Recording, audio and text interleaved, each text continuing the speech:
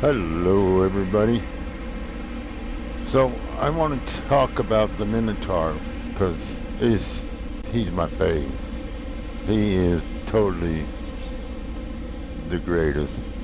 So I'm going to start out here. I'm going to turn on. You see me going into the quick menu there. I'm going to turn on his AI.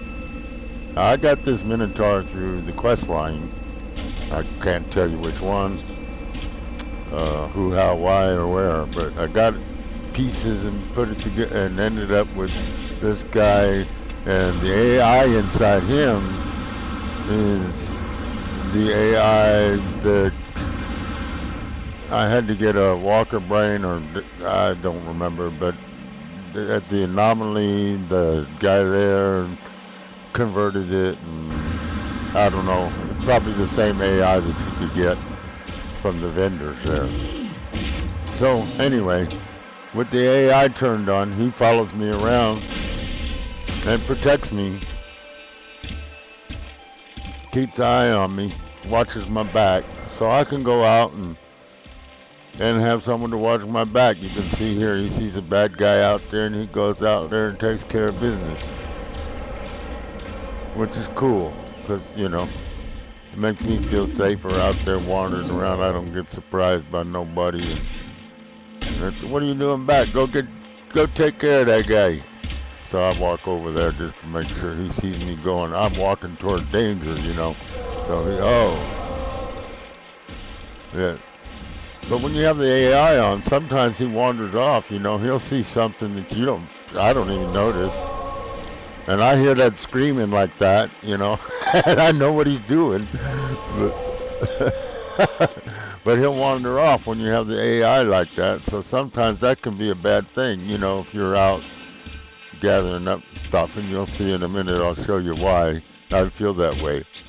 So anyway, I just wanted to go over here some of the stuff he's got in there. The biggest thing about him in all these, because I'm not going to go over all this in fine detail here, what I did, because, like anything else on these upgrades that you put in these, on your suit, on your ships, and other exocraft, you got to wander around, go to different space stations, you got to go see the pirates, you got to spend a lot of time gathering up all these little pieces. And you never get everything you want to get, so you just do, you kind of get to a point where, okay, that's good enough. But the big thing I wanted to show you here is, and I'll get to it here in a minute. I'm doing a voiceover here on this after I already made this video, pieced it together, edited, and now I'm doing a voiceover. But anyway, so this guy, I evidently some of them come with a flamethrower. He doesn't have a flamethrower. He has a cannon, which and it's got a stun on it, a stun cannon, and a regular cannon, and a laser. So he doesn't have the flamethrower. So I don't know what's up with that. But the biggest thing right there is the environmental control, which you'll see in a minute. Is he comes with the environmental control, so you're covered. I noticed with some of the other exocraft, those are like, you got to get those as extra little buffs that you put in. That flame there, that's his turbo pack. And I put the Carrier fuel system in there, so he'll get recharged, anytime in the daylight. And he's got his radar is way cool.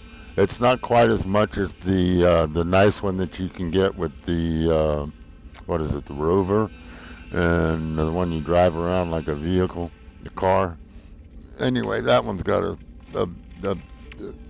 little bit more robust radar, but his radar is pretty cool. I'll show you in a minute. But the big thing is the environment that he's got that environmental control. Being inside him is like being inside a house. You're protected against everything and anything when you're inside of him. And you'll see here in a little bit, even if you're underwater, you're good.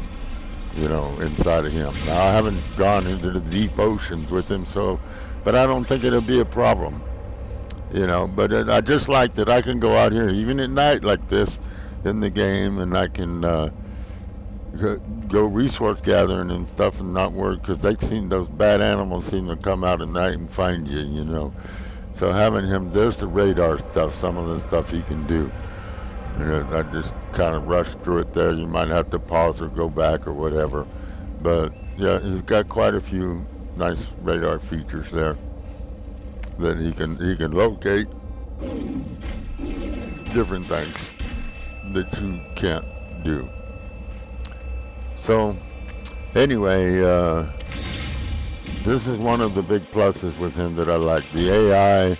And I don't know if this is the same AI that you can. I know you can get an AI through the vendors there in the Anomaly, but I don't know if this is exactly the same as I'm guessing it is.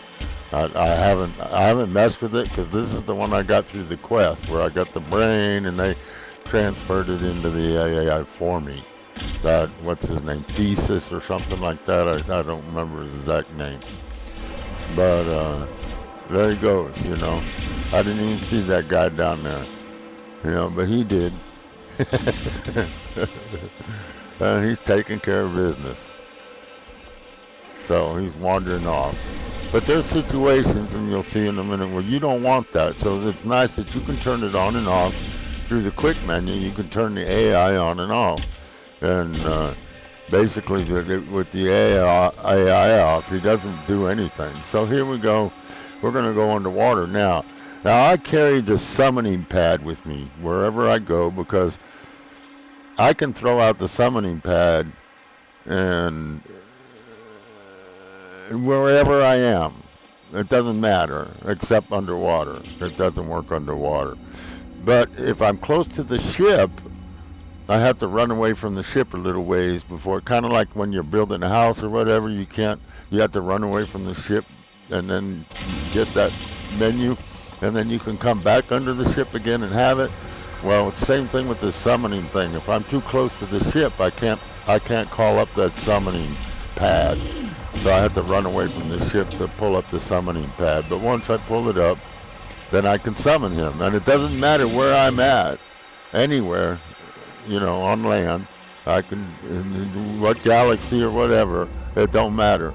What system I'm in, if he's in the system, whatever, it don't matter. I can pull him up and bring him right to where I am. Just wanted to show you what it looks like when you go inside of him. It's not too cool when he starts walking because he turns from left to right when he starts walking. It's useful in some cases when you really want some minute pointing of targeting to go inside. But other than that, I rarely ever go inside. So you can see, looking out here, you'll see in a minute that my ship is hovering over the base that's underwater there. I'm fixing to jump in the water with him. And it's not deep there. It's only 49 units, I think. But that was part of a quest too, where I was trying to find survivors or something, and I ended up at a underwater crash site, and I built the base there, and because that's when I got the submarine. And so so you'll see, I don't know if you'll see, you might not, but on the other side of that building there's the submarine, and that came with the quest. So I got the submarine exocraft too. Yeah, you're not going to see it here because I cut that part of the video out. But I built a little base down there. There was a wrecked plane there, and I claimed the plane and blah, blah, blah. So, oh yeah, okay, there's the submarine. I did leave that in there. All right. And that came along with whatever quest that was. So anyway, the point is that I can be underwater with him, and even if I didn't have, like when I first did this, I didn't have any of the underwater mods on my exosuit, and I would get down here, I could only stay out in the water for like 30 seconds before I would start drowning. I'd have to jump back in him.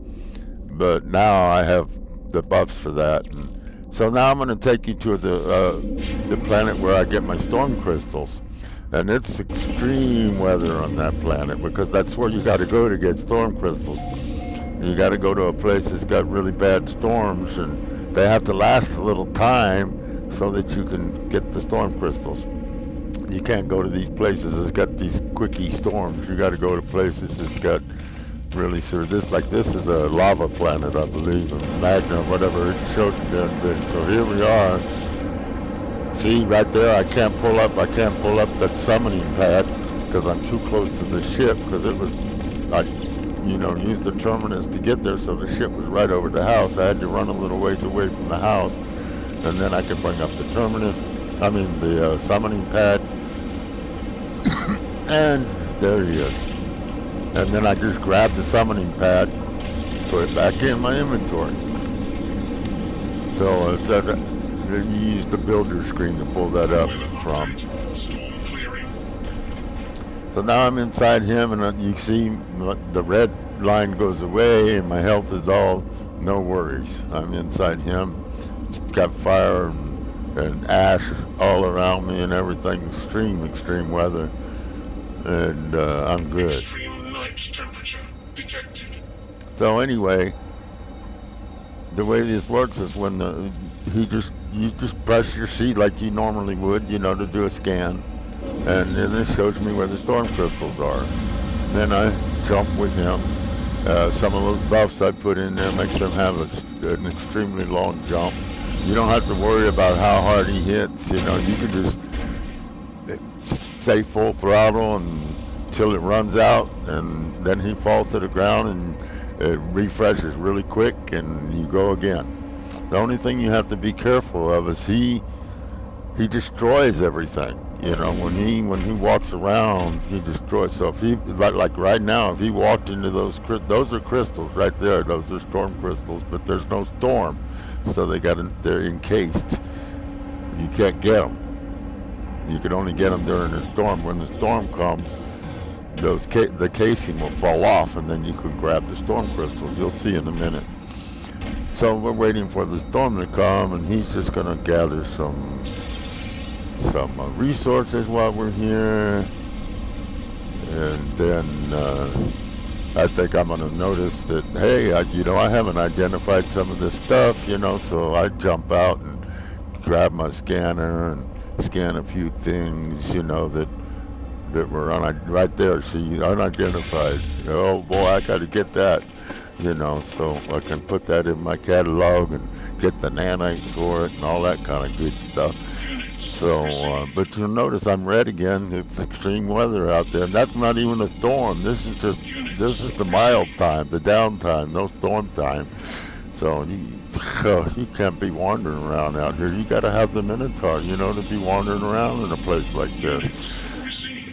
So anyway, that's the way I see it. I don't know. Maybe I don't have the proper. I could probably eat something. I got some stuff. Nutrients I could eat. That would give me more kind of a buff against the heat and that kind of stuff. But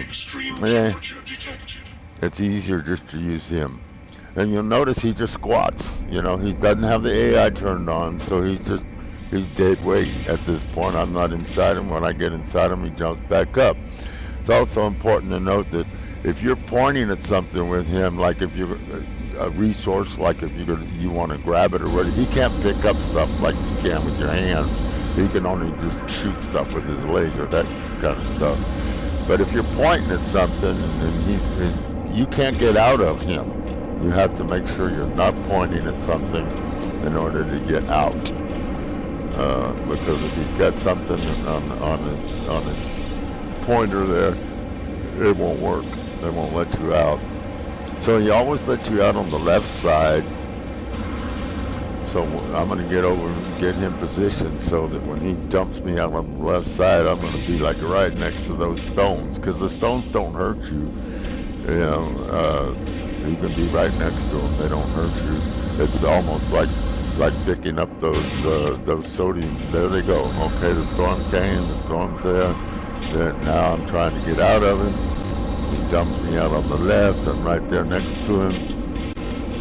Boom, boom, boom. I grab my storm crystals. I jump back inside of him. And then we're off to the next batch. We do a scan with the C. On the PC, it says press the letter C, and you do just a scan, and off he's running to the next batch. And you just have to be careful that you don't land right on top of him because he'll destroy them. You know, just like when he walks through trees and rocks, they're gone. When he hits them, they just disappear. So there we go again. Jump back out, grab the storm crystals, jump back inside them, do another scan, and then off to the next one. Pretty easy to gather storm crystals this way. So anyway, that's just a couple of the reasons I love the Minotaur. Just thought I'd share it with you. He's number one in the exocraft in my book.